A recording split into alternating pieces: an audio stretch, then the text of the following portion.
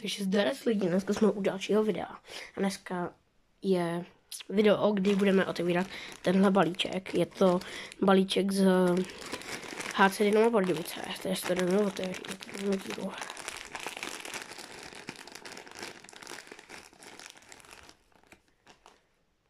Něco tam vidíte? Je tam něco?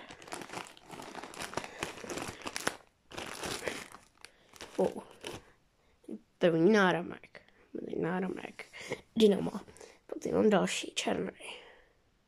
Objednal jsem červený, ale přišly dva černé přišly. A pak tam máme ještě něco.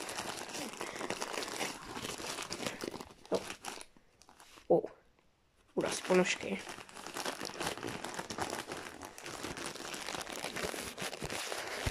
Vidíte, že tady máme ponožky od HC Dynamo Pardubice.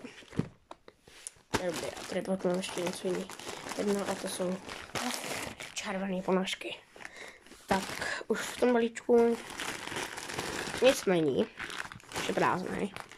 Takže z toho balíčku jsme dostali dvoje ponožky. Takovou představu. A dva náramky. Takhle máme. Tohle.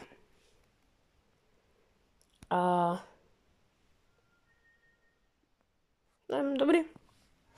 Já to docela rád. Budu mít dva náramky. Takže zdar.